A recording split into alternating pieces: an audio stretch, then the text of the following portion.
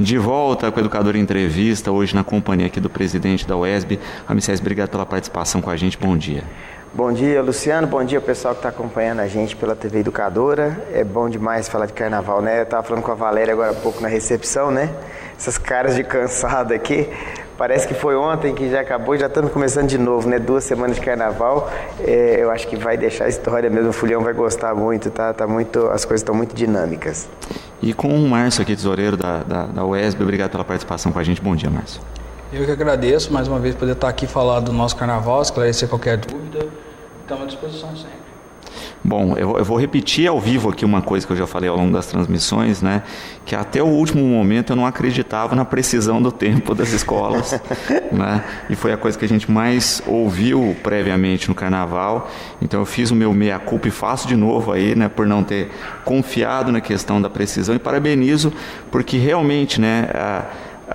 Quebra aí com um ciclo, né, Rames, do nosso carnaval, de mostrar que pode ser feito sim dentro do tempo, com uma estrutura funcional, e a gente pode ter todas as escolas desfilando sem problema nenhum numa mesma noite.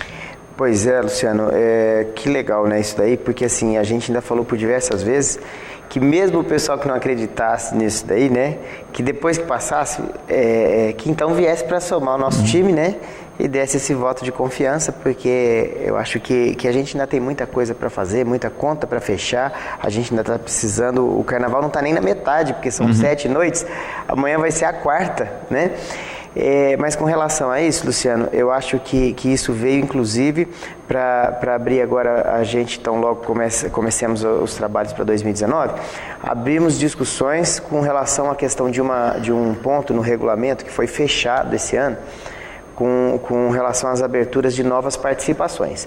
Então, eu acho que o Carnaval de Batatais já teve grandes escolas aí também somando ao quadro, e que o pessoal quis brecar, falou assim, não vai ter como, porque imagina agora a gente desfilando até de manhã, depois como é que fica isso daí, né?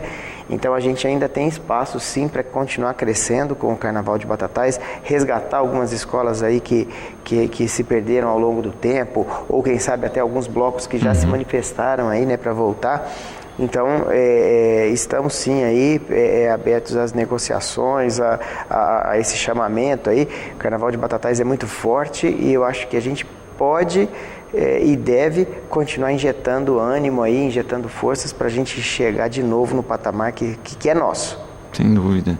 Eu acho que a questão do resgate dos blocos, principalmente, né? Eu acho que é um fator interessante aí, e que a gente percebe isso, né? Que dá para retomar, o Mocidade provou isso, né? Isso. Primeiro ano, já com um trabalho interessante realizado, já movimentando uma comunidade que era distante da movimentação do carnaval. A gente tem outros bairros que não tem essa movimentação e que podem iniciar o seu trabalho. Quem sabe a gente não faz daqui um tempo isso, né? Ao invés de blocos, você ter escolas em 2 categorias aí, com subidas e descidas. Esse é o nosso objetivo, inclusive. Mas sabe, Luciano, eu acho que a gente vai fazer uma análise muito rápida agora com relação à questão da participação popular aí nos blocos e escolas. E quando eu falo muito rápido é porque a gente tem bastante coisa para falar ainda dessa semana que vai começar amanhã. Os 2 blocos não atingiram os números mínimos de participantes, mas eu acho que isso daí não é uma falha pontual só dos blocos, não. É que eu acho assim, onde existem as comunidades, tudo está muito mais fácil. As escolas desfilaram muito acima dos limites mínimos exigidos, né? Os blocos hoje, eles estão ainda sem um pouco de identidade. O Bloco Mocidade acabou de chegar e já levar 77 pessoas da comunidade deles ali, isso daí já é um grande mérito, porque eles não levaram gente de escola nenhuma, eles desfilaram com pessoas deles ali, né? E isso é muito legal, acho que tem tudo para virar uma grande escola de samba, né? O Bloco Estação do Samba, já por muitos anos, ele tem a sua concentração aqui no Sambódromo, né? E isso daí não cria uma identidade amarrada com uma comunidade. Então, eu acho que a gente precisa, sim, agora canalizar os nossos esforços para arrumar também uma sede para a Estação do Samba também se fortalecer, ter uma comunidade deles ali e também virar uma grande escola, porque é um bloco que, seguindo o grande exemplo aí do Unidos do Morro, tá, tem tudo também para virar uma escola. Você viu a Estação de Samba não conseguiu também o número mínimo de contingente, mas você já vê uma estruturação ali, que foi a nossa preocupação esse ano, dos blocos terem suas comissões de frente, sua alegoria, sua ala, sua bateria, seu mestre-sala e porta-bandeira. Isso é uma estrutura de escola de samba. Tá? Agora, se a gente fortalecer a comunidade deles, se a gente fortalecer um local, inclusive, para eles terem suas sedes, eu acho que isso vai ajudar em muito a esse carnaval crescer também. Eu falo isso aí sem mencionar a nossa preocupação constante com relação à estruturação das quadras das escolas também, porque assim, a gente entende que o momento de crise não deu para a gente fazer ainda toda a atenção necessária, mas era inadmissível. Por exemplo, eu vi o morro há quanto tempo estava ensaiando. O dia que eu cheguei lá, a quadra deles parece que só tinha uma lâmpada lá, né? Então eles foram heróis da resistência também. A gente vê o pessoal da Liberdade lá, não tem um portão na quadra, não tem nada, vira e mexe, eles têm a sala deles lá arrombada, porque o pessoal entra. Riachuelo fez uma faxina lá, eles estavam com medo de pegar até doença, de tanto pombo que estava dentro da quadra, então, do centro comunitário. Então é o seguinte, eu até parei por aqui, porque eu acho que todos tivemos problemas aí, todas as comunidades tiveram problemas.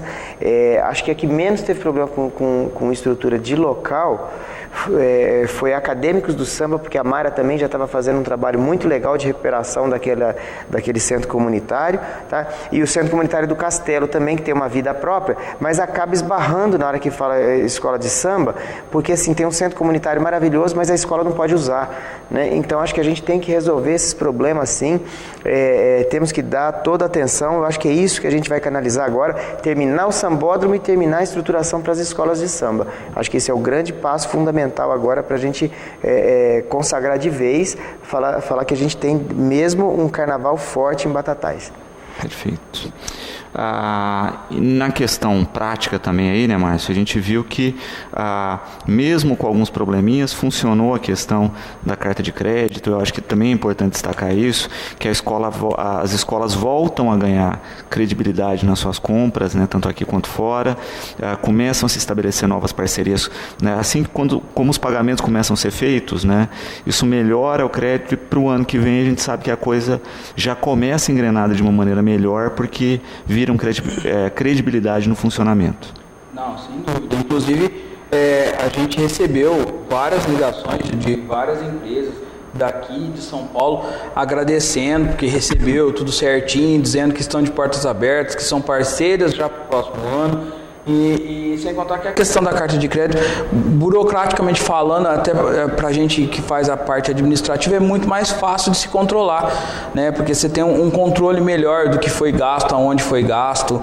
Então eu acho que é uma coisa que a princípio causou um pouco de medo das escolas, assim, mas na prática funciona melhor do que você liberar o dinheiro propriamente dito. E com relação, só completando outra coisinha que o Ramsés estava falando, do pessoal que não conseguiu, teve dificuldade para colocar integrantes, todas as escolas estavam com medo, porque infelizmente 99,9% não acreditou que o horário ia ser cumprido, que a gente ia conseguir fazer isso.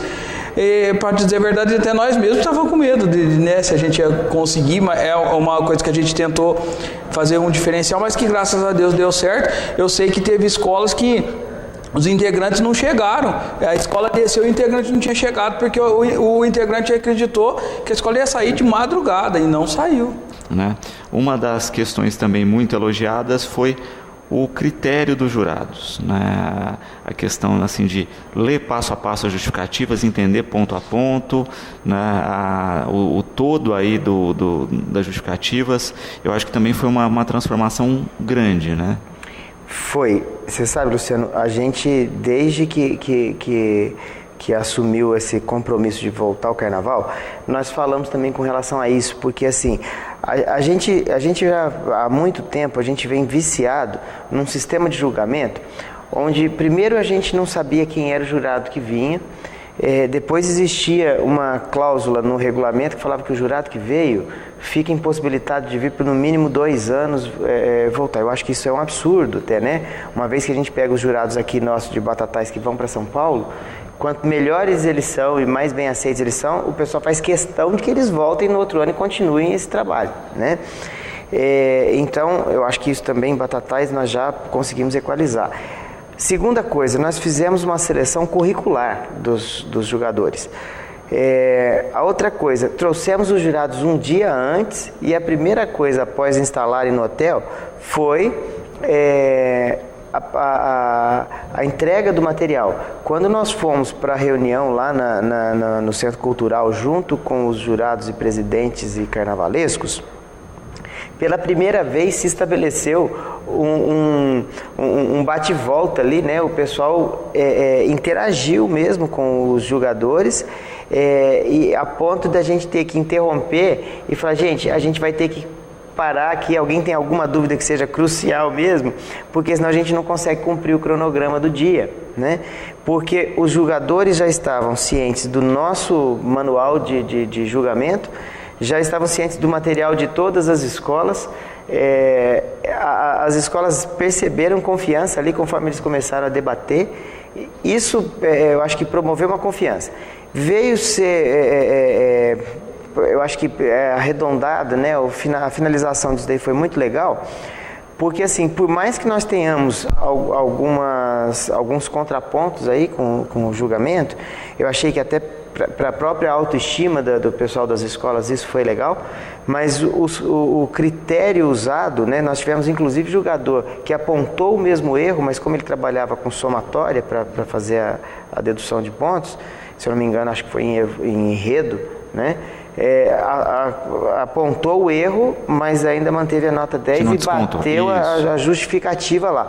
Então eu acho que mais do que a nota descontada, a gente teve pela primeira vez jogadores que não tiveram como é que fala, medo ou se intimidaram com relação ao sobrenome das escolas que viriam por ali, em apontar erros para que esses erros possam ser corrigidos para o futuro, porque eu acho que isso é a intenção do jogador. O próprio manual fala isso, que a justificativa ela tem que acontecer de maneira clara para que isso possa ser utilizado na correção, e foi utilizado.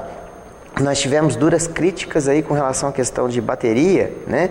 Mas eu achei legal isso daí, porque os nossos mestres talvez nunca foram alertados para esse tipo de situação e agora são. A mesma coisa, conduta na avenida, muita gente dessa vez foi chamada a atenção, então agora eu acredito que os barracões vão ficar mais atentos, né? Então eu acho que isso foi perfeito também. A gente volta a discutir a questão dos jogadores para o ano que vem. Como a gente acredita que 2019 nós vamos conseguir um carnaval mais tranquilo, porque a gente já está praticamente começando, né? A semana que vem a gente já fala de 2019. Então a nossa luta vai ser, dada aquela estrutura toda que nós tivemos no Sambódromo esse ano, nós conseguiríamos colocar mais jogadores, nós não tínhamos estrutura financeira. Então a gente pretende sim, nesse mesmo nível, colocar mais jogadores, que não é para fiscalizar mais, mas é para ajudar cada vez mais a equalizarmos o nosso carnaval e tirarmos definitivamente aquele ranço, o carnaval está comprado, o carnaval está isso, está aquilo, né? Quanto mais jogadores tem, a gente consegue descartar maior e menor nota, a gente consegue ir eliminando possibilidades desse tipo de suspeitas. E a gente percebe também a atenção e a importância maior ao livreto de enredo, né? O quanto que as escolas tiveram pontos aí, né, retirados, seja em fantasia, em comissão de frente ou em outros segmentos, porque não condizia com o que estava escrito lá, né? Então acho que vai ter uma conduta redobrada de atenção ao livreto, porque ele que baliza o jurado. Sim. E assim, quanto mais afinado nós estivermos entre nós, porque algumas coisas aconteceram, porque não adianta também a gente só ter um manual muito claro e não ter as pessoas responsáveis pelos barracões inteiradas nesse manual, né? E a gente percebe que ainda alguns erros foram cometidos por conta disso, né? Que até foi comentado isso na reunião, né? Um dos jogadores ainda falou assim, o presidente recebe lá o manual e engaveta, né? Passa para o seu diretor de harmonia, para o seu diretor de passarela, que isso daí dever, é obrigação dele saber como conduzir a escola lá dentro da passarela. Eu percebi ao longo do desfile, quando a gente fica de fora, a gente só tem olhos, né? Eu percebi falta de sincronia ali nessa questão de administração do desfile. Na mesma escola, eu via de um lado alguém pedindo para segurar e de outro lado alguém falar, vamos, aqueles gestos grosseiros, inclusive, né? Então, isso daí a gente ainda vê que tem algumas escolas que ainda são tomadas por um amadorismo, tá? Que o que depende da UESB, nós estamos profissionalizando, como o Márcio falou agora há pouco, está profissionalizando tudo, né? Agora, as escolas também precisam chegar nesse porte, porque uma das coisas que nós discutimos, graças à grande quantidade de políticos, prefeitos, deputados, cortes que estavam aí de outras cidades, o pessoal voltou a questionar comigo ali em alguns momentos, né, a possibilidade de retomarmos aquele carnaval regional que já aconteceu aqui ainda na época da 9 de julho, né? Se isso acontece, com 2 semanas aí de carnaval, a gente tem condições de promover um espetáculo maravilhoso e sim, trazer todos os focos aí da região e do estado e quem sabe até do país, como outros grandes carnavais aí. Então, para isso, o nosso carnavalesco tem que estar atento a todos os detalhes. Sem dúvida. André Tofetti parabenizando a você, o Márcio, a todos os integrantes da UESB pela organização, por terem resgatado o carnaval com mudanças positivas que teve, né? Muito obrigado, André. Até quero mandar um abraço pro André, pro Heraldo, que foi também assim, o Heraldo até o último instante, ele e o Juninho lá, o pessoal todo ali da família Cordeiro, né, ficou tenso, né, o pessoal ficou tenso porque era uma grande responsabilidade que tinha nas mãos, e hoje a gente rende aí todo o respeito ao pessoal que foi ponta firme, parceiro também, porque a gente sabe como estamos passando ainda, porque não está tudo pago ainda, como a gente falou, né, nós entramos para esse carnaval com a cara e a coragem. Fomos trabalhando de uma maneira muito legal. O Márcio aqui, ó, que é tesoureiro, eu acho que hoje ele tem uma fundamental responsabilidade nesse carnaval aí, por tudo que está acontecendo, ele e a Elisa, que a gente conseguiu equalizar as coisas. O carnaval até agora foi muito bem, obrigado, mas a gente ainda tem muita coisa que vem pela frente aí, mas eu quero mandar um abraço aí, Tofetti, Heraldo, muito obrigado por tudo que aconteceu na Avenida, vocês fazem parte dessa história também. E tem muita responsabilidade na questão do tempo, né? Eu já falava isso durante as transmissões, né? Se não fossem os 2 carros de som e a dinâmica de som que foi dada, também não teria essa possibilidade do intervalo curto entre uma escola e outra para a entrada da avenida. Sim, era até assim, que ninguém não, né? Poucas pessoas faziam uma observação que a gente fazia. Por vezes a gente subia naquele stand lá onde fica a imprensa ali e tudo mais, né? Mas não para ver o carnaval de cima. Era para ficar observando para ver se o caminhão estava conseguindo passar lá por trás, porque se ele não conseguisse, né, e assim, a gente teve problemas no estacionamento lá dos camarotes também, porque assim, as pessoas começam a chegar atrasadas, porque começaram a chegar todos na mesma hora, porque o carnaval soltou, né? A gente estava vendo pela educadora e já soltou, então foram chegando e foram tomando o lugar do caminhão, da passagem do caminhão. E o caminhão teve que fazer um monte de zigue-zague lá naquele fundo. A logística, né, é complicado, porque não é simplesmente você falar, vamos fazer, quando a gente teve a ideia de fazer, vamos fazer, a gente tem que, para pôr todo mundo no mesmo dia, a gente tem que fazer uma logística que funcione. E é complicado você resolver isso tudo aí, equalizar todas essas coisas, é muito complicado. Até a gente estava falando, eu já agradeci o pessoal do comércio e tudo mais, mas assim, o tempo, inclusive, de chuva até nos atrapalhou. Se for no sentido, a gente for ver a chuva que aconteceu, nos atrapalhou na questão de público, de renda, mas assim, aí tem muita gente que fica preocupado, né? Fala, será? Então, eu quero assim deixar claro aqui, pessoal, o seguinte, nós não chegamos a 50% do evento. Nós estamos com 70% do evento pago. Então, achar que nós íamos terminar o evento de 7 dias, com 3 dias, com 100% pago, era impossível. Seria um sonho, mas a gente sabia que não ia ser. Então, eu quero tranquilizar todo mundo que tem ainda para receber. Isso, ninguém está sendo esquecido. Tá todo mundo aqui, todo mundo vai ser pago. É questão de honra da UESB liquidar tudo que foi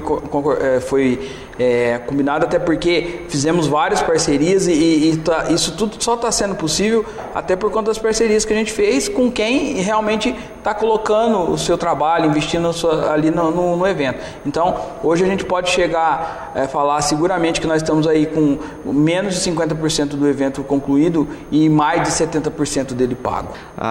Mais de uma pessoa perguntando aqui a respeito de Monas e Dondocas. Tem perspectiva para esse ano? Retoma só o ano que vem? Como é que vocês estão? Não, tem. Eu vou até falar bastante rápido com relação a isso daí, porque isso aí não está muito na nossa mão, né? A perspectiva com relação aos Monas e Dondocas, nós pedimos ontem um apoio, ligamos lá para o Jordão, nós pedimos o apoio de ver se há possibilidade com a prefeitura de fazer um aporte apenas na parte da segurança, que é o que para a gente está inviabilizando. Nós já negociamos a estrutura e o som para permanecerem mais um dia. Já negociamos com o pessoal de praça de alimentação, também com o pessoal da Itaipava para mais um dia de reposição de produtos e tudo mais, né?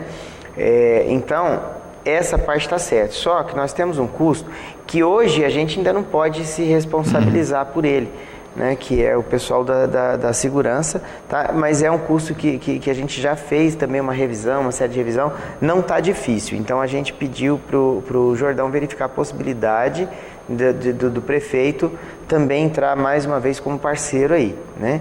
Então a gente está aguardando a resposta, e aí se acontecer vai ser o último dia, durante o dia, inclusive na terça-feira, fazer uma matinê aí legal e encerrar com o Monas e Dondocas. Tá certo. E a gente reforça aí, né? Quer ter Monas e Dondocas? Vá no carnaval na sexta, sábado, domingo e segunda-feira, porque você ajuda aí com a arrecadação e isso é um pré-requisito para que tenha. Claro, e aí a gente também fala com relação à questão do desfile das campeãs, que era um desfile que o pessoal fala assim, é um desfile que já não tem mais campeonato, é um desfile que o pessoal desfila mais à vontade, mais bagunçado. Não é bem assim. As escolas têm as mesmas responsabilidades, os mesmos critérios para o dia do julgamento.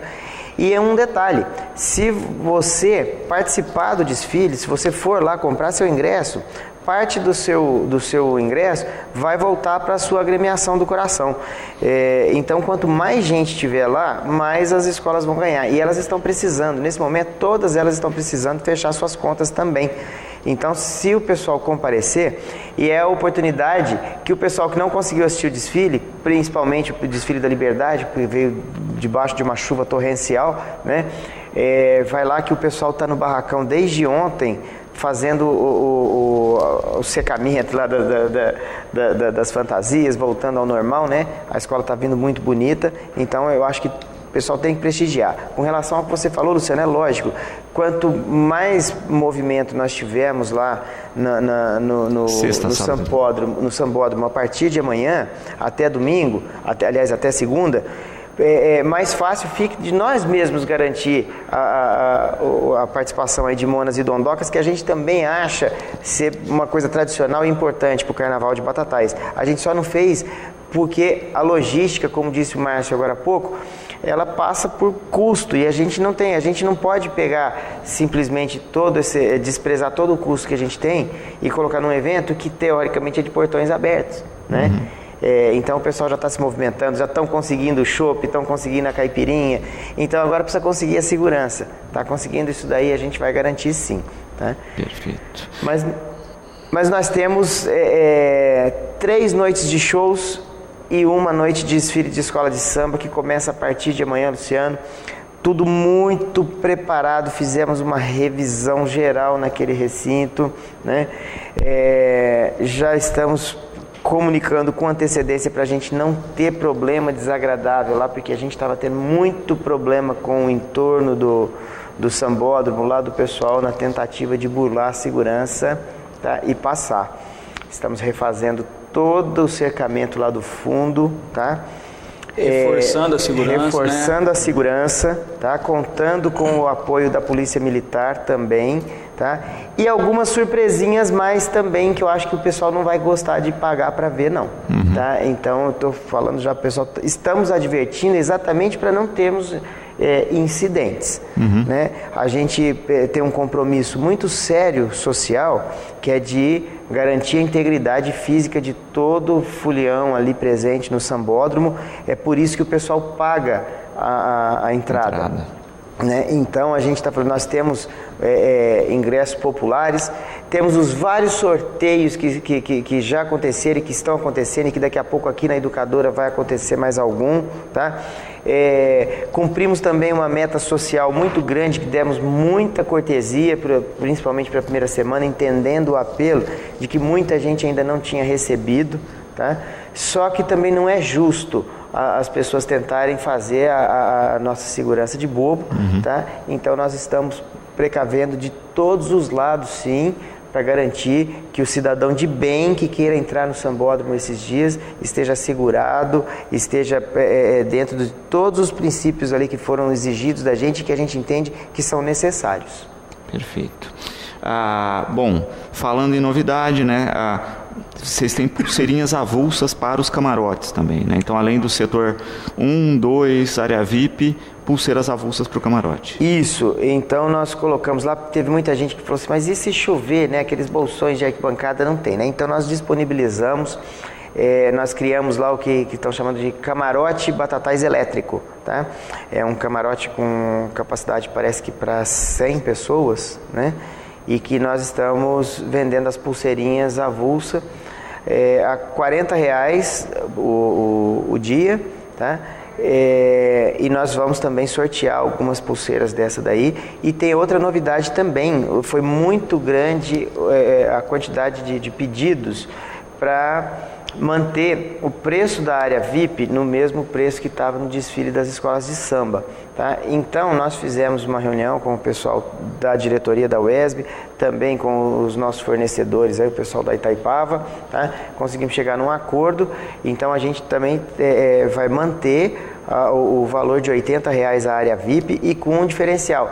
A área VIP agora passa também a ter DJ, iluminação, tá com uma vida própria lá, porque a pessoa falou assim, o trio passa, às vezes o som fica baixo, então ali vai ter uma movimentação, e inclusive quando terminar todo o evento no sambódromo, a área VIP continua. Tá? Então quem quiser adquirir, só que a área VIP é limitada, gente, então a gente pede para que o pessoal se antecipe.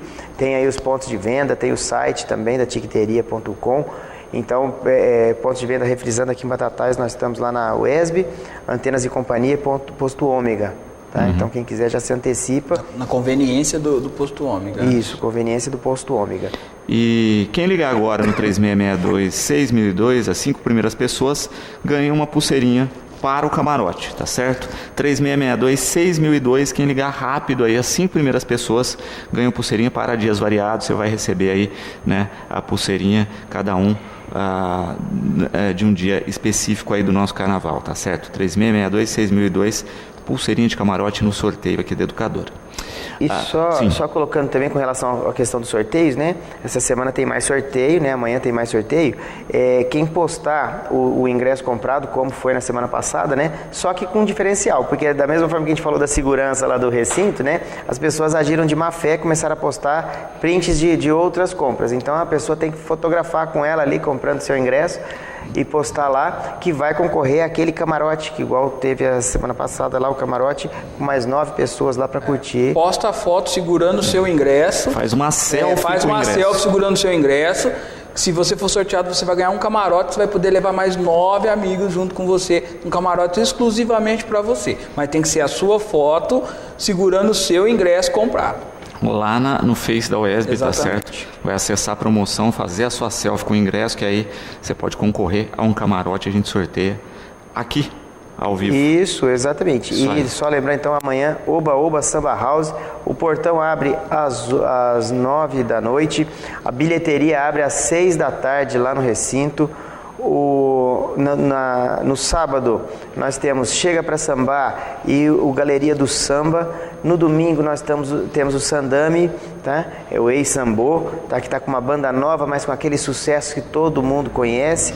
Na segunda-feira, desfile das escolas de samba, e todos os dias, abrindo e fechando. Quem teve a oportunidade de ir lá no domingo e ver o pessoal lá do Axé Band Electric e do Júlio César e Adriano, o pessoal deu um show, foi muito legal, uma banda super alto astral, tá? Vale a pena conferir, tá? São shows muito bem selecionados para todos, e tenho certeza que vamos ter o melhor carnaval que Batatais já teve. A banda de axé é ótima, poderia ser o show principal de qualquer dia, é muito bom, não pode perder, gente. Sem dúvida. Então, programação repleta aí nesse final de semana do nosso Batatais Elétrico, tá certo?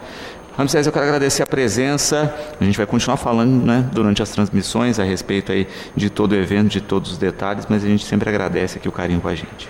Eu que agradeço mais uma vez. A gente não pode deixar de mencionar alguns dos principais parceiros, e a Educadora sempre foi. Então eu falo que a Prefeitura e a Educadora foram fundamentais para a gente fazer o carnaval, tá?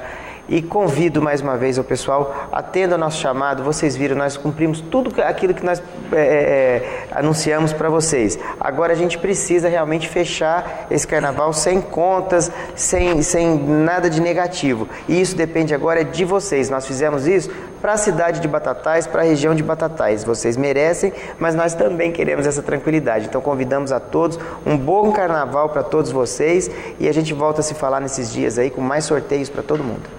Márcio, obrigado pela participação, pela presença sempre aqui com a gente. Eu faço minhas palavras do Ramsés, agradeço, e mais uma vez eu quero enfatizar aqui o pessoal principalmente da Castelo, da Liberdade, do Morro e do Bloco, do Ari da Estação, porque ele não tem perca de pontuação, mas é fundamental a presença dos integrantes, porque se a escola não cumprir o mínimo de integrantes e não cumprir o horário, não fizer minimamente a apresentação, ela é penalizada na verba, e elas estão precisando. Então o pessoal que desfilou, aquele que não conseguiu ir, vá lá que ainda dá tempo, vai valorizar, ajudar a sua escola, que vocês estão com certeza ajudando elas.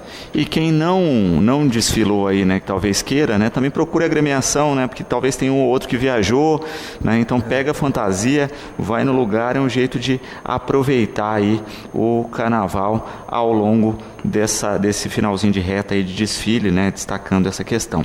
Quem já, né, está ligando aí e ganhando a pulseirinha pro camarote, né, Estela de Souza, tá certo? Pode passar aqui na Rádio e TV Educadora e depois retirar a sua pulseira. Estela de Souza. Maristela Santos também pode retirar a sua pulseirinha aqui. Neiva Pavan, Alex Fabiano Rezende e Sandra Garcia, tá certo? 5 ganhadores ligaram rapidinho aí: Estela de Souza, Maristela Santos, Neiva Pavan, Alex Fabiano e Sandra Garcia. Podem passar no horário comercial e retirar suas pulseiras para o camarote, tá certo? Bom, nós vamos a um breve intervalo. Na sequência, você confere uma entrevista que nós fizemos com o Rogério Tercal, lá do Eurípides Barçanufo, falando de 2 assuntos, né? Nota fiscal paulista, e também falando a respeito da doação que você pode fazer de uma parte do seu imposto de renda para o Conselho Municipal dos Direitos da Criança e do Adolescente. Nós voltamos já com essa matéria, né, que nós exibimos, mas para enfatizar essa informação em especial da questão da doação do imposto que todos nós podemos fazer nesse ano. Voltamos já. De volta com o Educador Entrevista aqui na companhia do Rogério. Obrigado pela participação com a gente. Boa tarde. Boa tarde, eu que agradeço, Luciano, mais uma vez o espaço do Educador.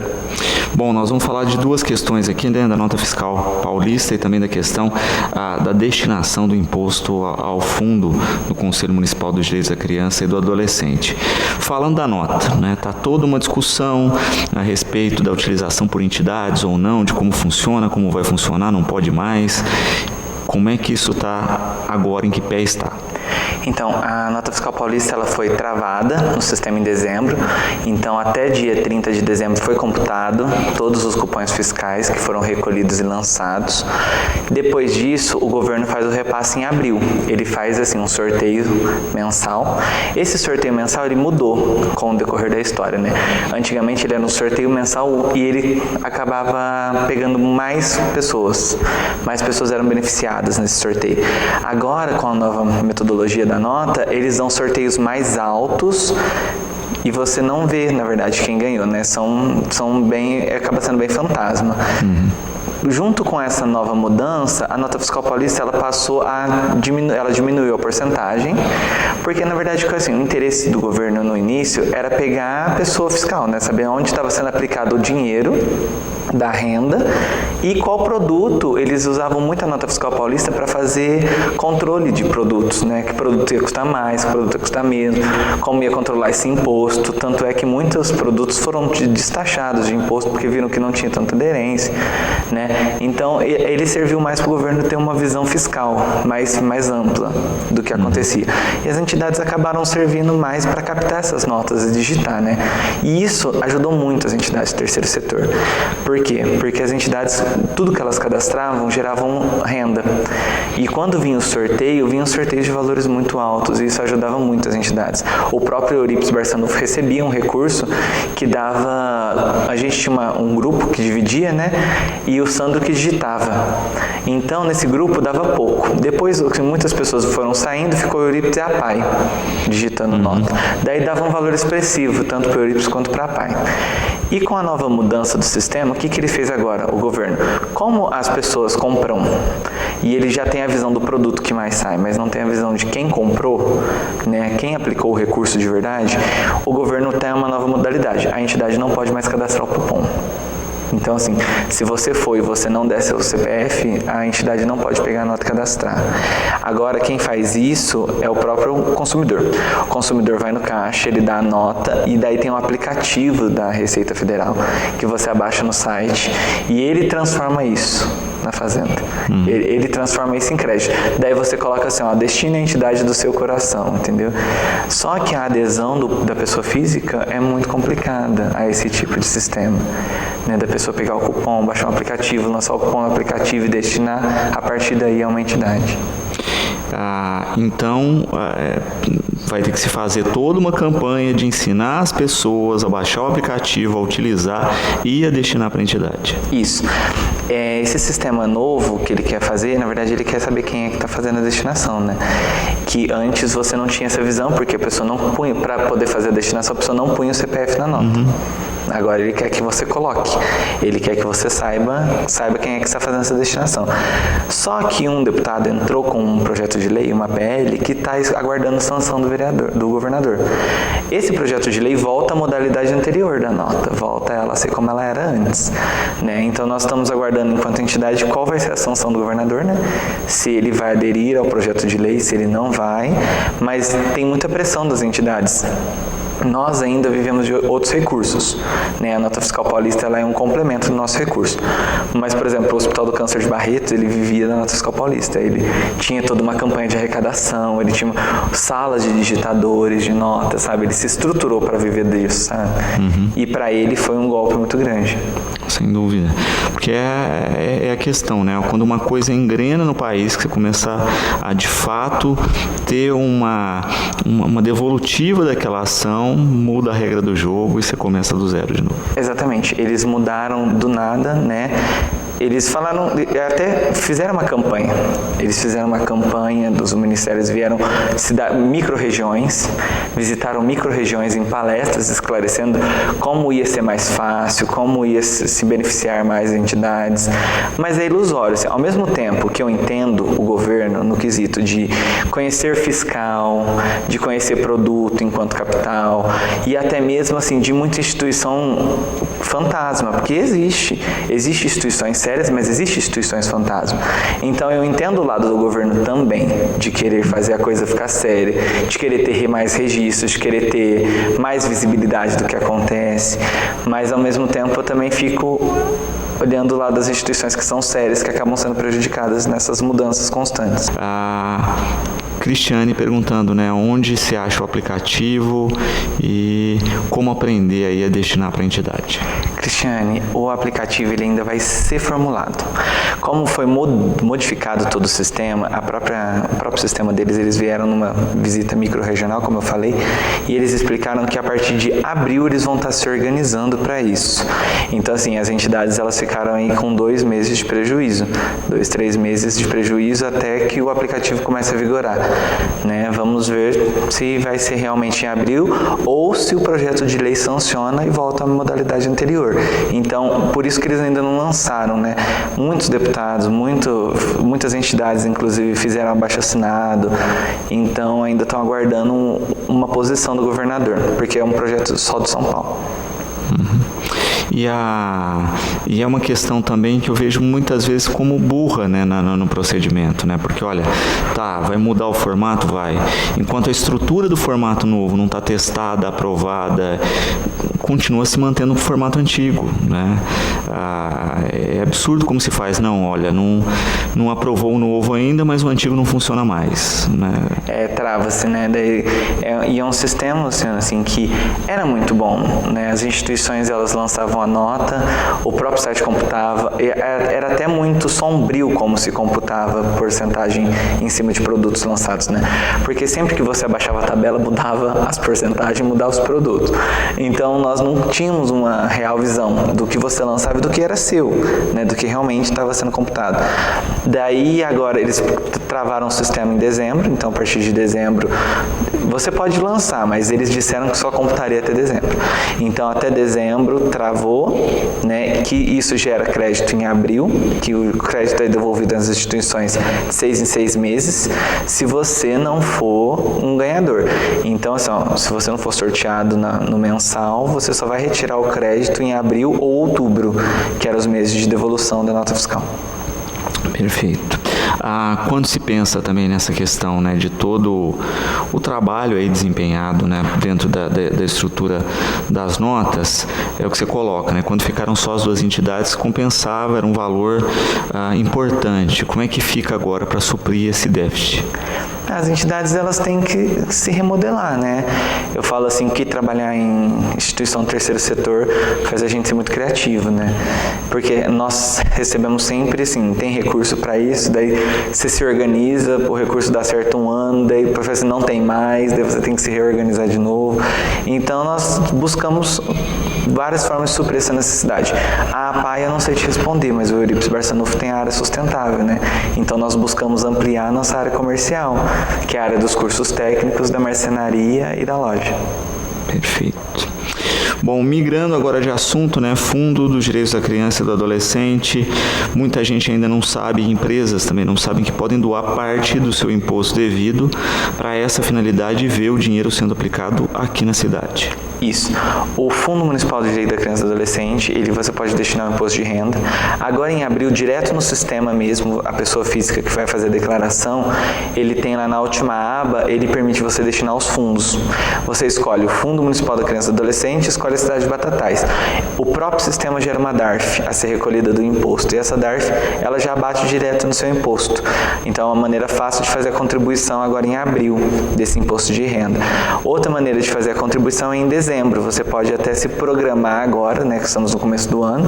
Você pega a sua declaração de imposto de renda, na última página, no imposto devido, que fica no alto da declaração, você vê o valor que você deve de imposto e dali você pode tirar 6%. Se você quiser tirar já esses 6%, ver quanto vai dar, mais ou menos, esse valor, e ir depositando por mês no fundo, dia 30 de dezembro ou até o último dia de dezembro, entregar os comprovantes no fundo, também valida a destinação. Você não precisa fazer no mês de dezembro, você pode fazer durante todo o ano, né? Então, isso é muito importante. As pessoas podem se programar a fazer essa destinação. Ela não é uma destinação que você faz no susto, né? E a de abril é agora, você faz direto no imposto. Na hora que você vai fazer o imposto, você já calcula, lança e gera. quando se pensa na destinação, o dinheiro vai para o conselho, que tem entidades e projetos cadastrados, e aí o dinheiro é revertido, né? Isso. O conselho, ele é um órgão deliberativo e autônomo. Então, ele define como ele aplica o seu recurso.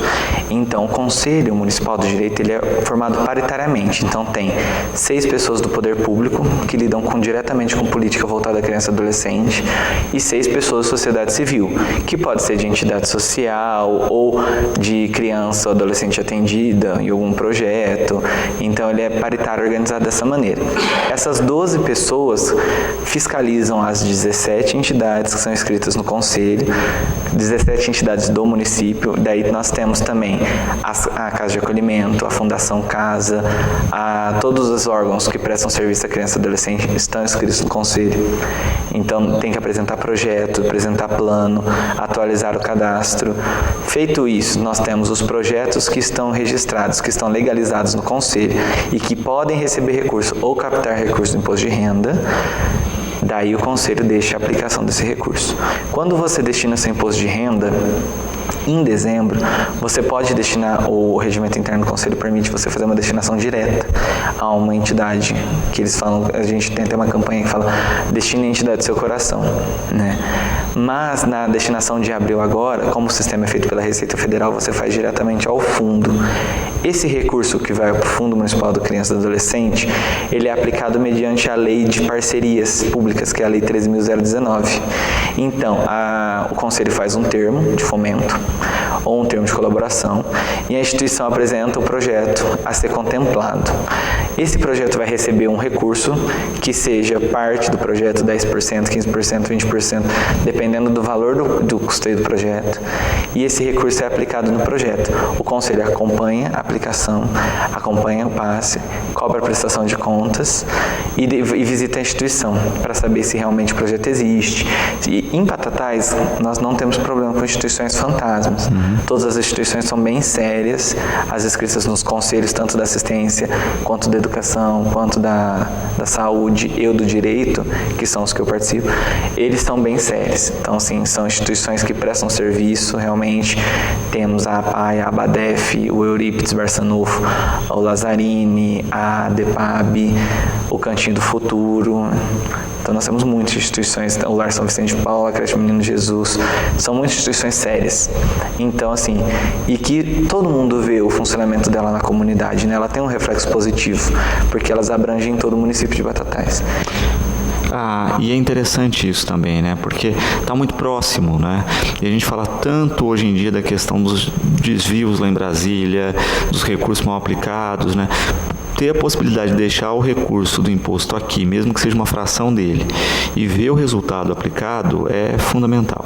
Sim, esse ano nós tivemos a surpresa positiva da usina Batatais fazer a destinação do imposto de renda também ao fundo.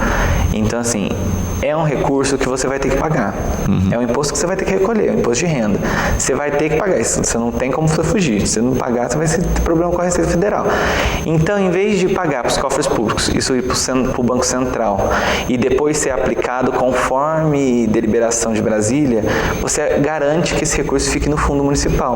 Se ficando no fundo municipal, pessoas próximas a você, próximas ao seu município, que sabem quais são as necessidades reais do município, que vivem aqui, que vivem essa realidade, vão saber aplicar, vão saber assim, no que eu mais necessito enquanto política para criança e adolescente.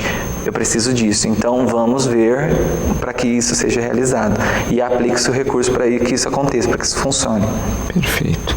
E a cidade tem um potencial de recurso, né? A gente está sempre muito aquém do que poderia arrecadar. Isso. O fundo municipal, nós podemos arrecadar, de acordo com o último levantamento que tinha na Receita Federal, Batatais tinha um potencial de 1.800.000 para arrecadar de imposto de renda. 1.800.000 é muito dinheiro a ser aplicado em política pública, mas nós arrecadamos em torno sempre de 200.000, 400.000. Então, assim, ainda fica muito aquém do que nós poderíamos, né? Não é muito. Daí, se você pensar 1.800.000 aplicado em política pública para criança e adolescente, que seja na saúde, na educação, na assistência social, é um reflexo muito grande na vida dessa criança e do adolescente. E eu falo uma coisa, assim, que o Dr. Rogério, o juiz da vara aqui, sempre falava: existem espaços públicos que, se a gente não ocupar, alguém ocupa. né? E acho que a vida da criança e adolescente é um espaço público que nós temos que ocupar. Porque se nós não ocupamos as crianças e adolescentes, nós não ocupamos com projetos sociais, com oportunidades, depois não adianta remediar, né? Nós tínhamos que prevenir. Se nós não trabalhamos a prevenção, remediar é muito mais caro. Perfeito. Quando se pensa também nessa questão, né, do potencial do recurso, né, se com esse valor a gente já vê as ações praticadas, imagine se a gente tivesse o total, né? E é um dinheiro que escapa e não é aí uma questão governamental, né, uma questão pessoal, né, do proprietário da empresa ou da pessoa física fazer esse diferencial na hora da sua declaração. Sim, é até meio ambíguo, né, porque você tem uma situação, por exemplo, hoje em dia, numa estatística, nós temos um problema no municipal, um problema de saúde, que é o dependente, tóxico dependente, né, que é o dependente químico. Nós precisaríamos de uma política para esse tratamento, tanto um tratamento preventivo, como um tratamento de desintoxicação, como um tratamento de reinserção à comunidade. E um projeto desse, para ser custeado por uma instituição, ele é caro.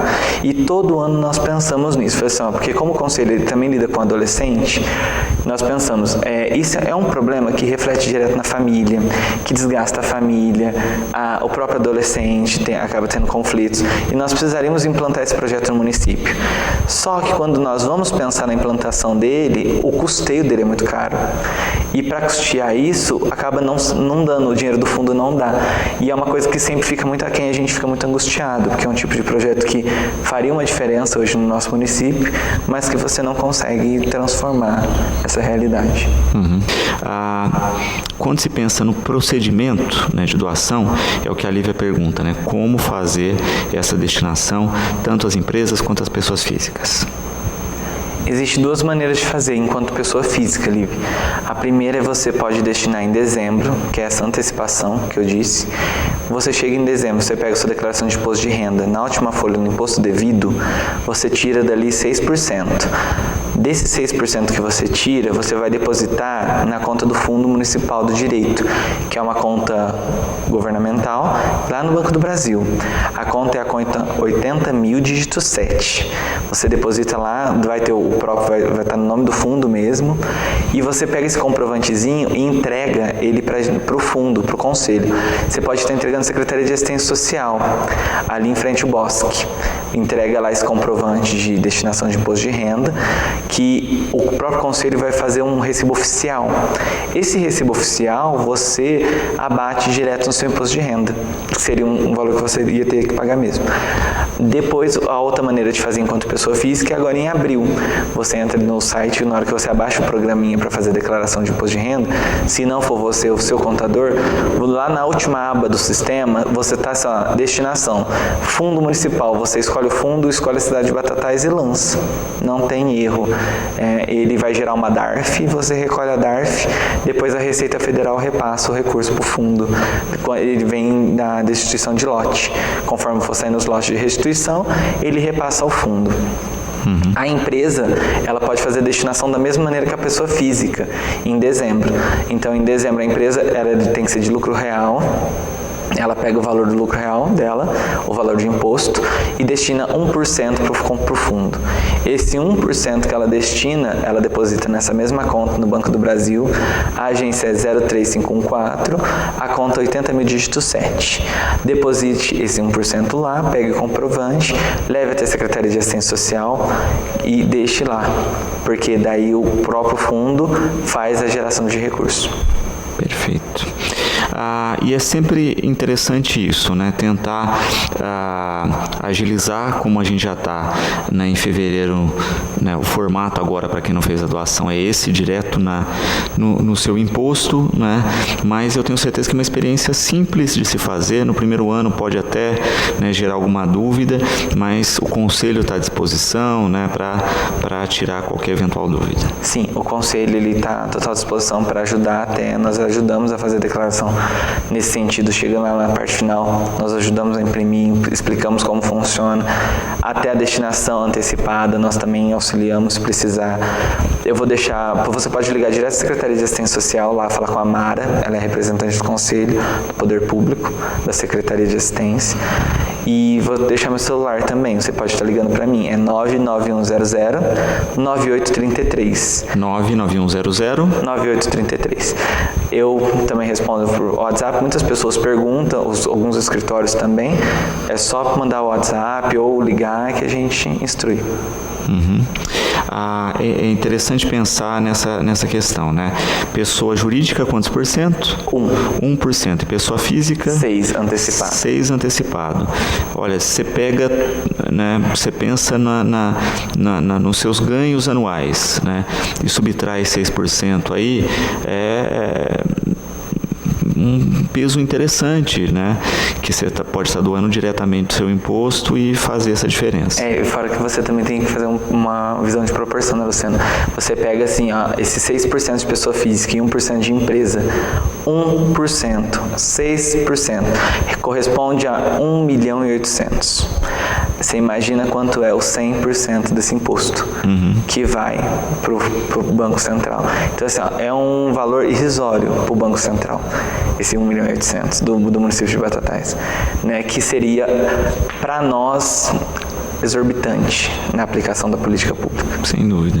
E é também isso que as pessoas têm que entender, né? Muitas vezes a gente vê isso, né? As cidades pagam um absurdo de impostos e fica muito pouco aqui, né? Não falo só dessa questão da lei, né? Mas o dinheiro vai para Brasília para depois voltar, aí você tem que ficar batendo canequinha, né? Para um dinheiro que é seu, né? Que seria do município e às vezes você recebe muito menos, enquanto outros municípios que arrecadam um pouco estão recebendo muito mais que a gente. Com certeza. E assim, é uma visão muito triste, se você for pensar, né? Se você pegar todo o imposto que é gerado em Batatais, não volta para Batatais todo o imposto que é gerado. Depois a distribuição é feita, eu não sei como, para te falar a verdade, lá em Brasília. E daí cada município gera um montante e depois se divide, em geral, pulveriza, né? Mas se você pensar que você pode contribuir, que seja com 10 pessoas, que seja com R$50, que seja com R$20, que seja com R$10, que seja com R$5, que seja com R$200, é uma contribuição. E isso modifica, é um trabalho de formiguinha, né? Se todo mundo for fazendo, o resultado é monstruoso, é muito bom. E faz toda a diferença. Acho que é isso que é bom ressaltar, né? Se a gente consegue manter o recurso aqui, transformando, a gente fala dessa questão da sustentabilidade, né?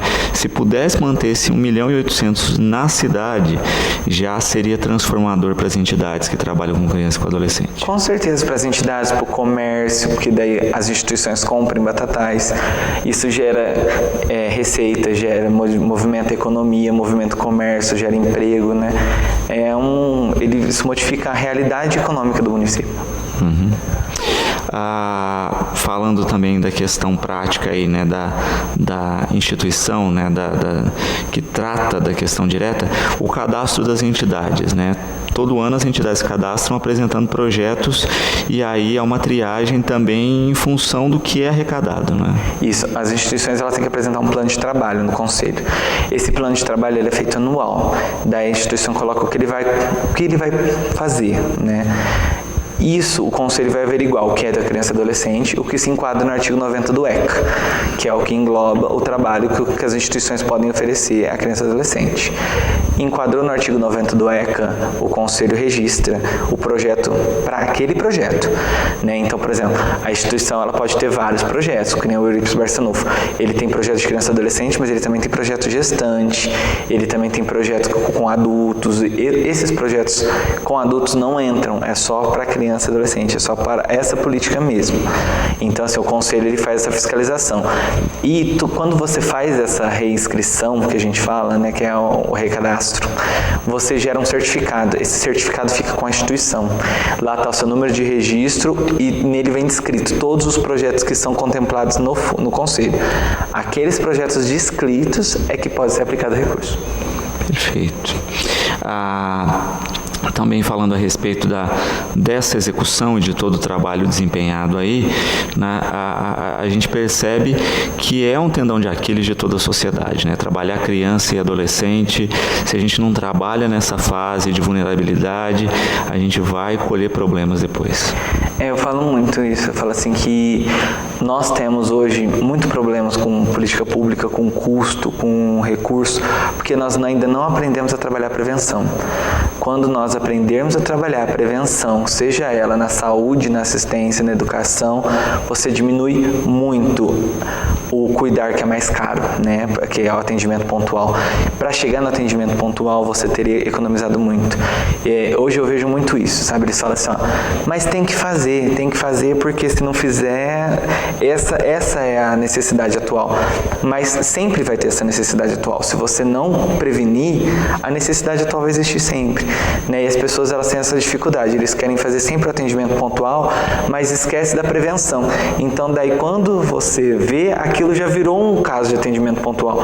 Daí, principalmente na assistência e na saúde, né? Daí você não tem mais muito o que fazer, você só tem que demandar profissional, demandar recurso para tentar suprir aquela necessidade.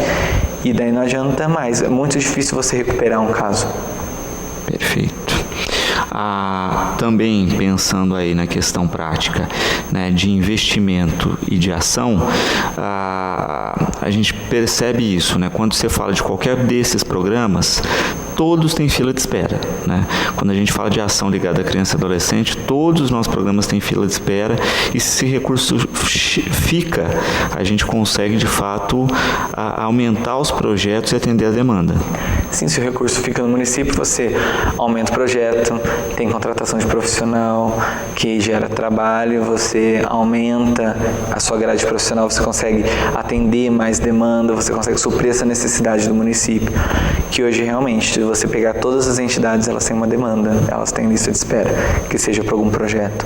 Então, se a entidade conseguisse, é porque a entidade, hoje eu falo assim que a entidade ela trabalha muito por ideal, né? As instituições elas trabalham muito por ideal, e então elas fazem de tudo para atender todos, mas nem sempre conseguem, né?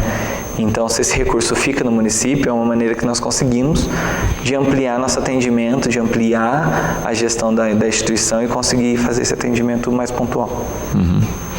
Para quem tiver ainda alguma dúvida, é o caso da Júlia aqui, do André, pode entrar em contato. Pode entrar em contato. Se for quem tiver dúvida, pode ligar diretamente no Eurípides Barçanufo ou na Secretaria de Assistência Social, né? Ou no meu próprio celular, que é o 991009833, ou mandar um WhatsApp que a gente sana as suas dúvidas. Perfeito. Rogério, quero agradecer a participação, a presença aqui com a gente, deixar o programa sempre à disposição, parabenizar, né, pelo trabalho realizado e esperar que cada vez mais a gente tenha aí um número maior de pessoas aderindo ao programa. Eu que agradeço a Educadora o espaço sempre, tanto para a divulgação do Eurípides Barçanufo quanto para os conselhos, tanto de assistência quanto de direito, e agradeço a você, Luciano, ao espaço, né, e a condução sempre belíssimo trabalho. Isso. Bom, o programa de hoje vai ficando por aqui. Lembramos que às 18h30 temos Cidade na TV. Voltamos, como sempre, amanhã, logo após o Fique Sabendo, com mais um Educador Entrevista. E você fica agora na companhia da TV Brasil.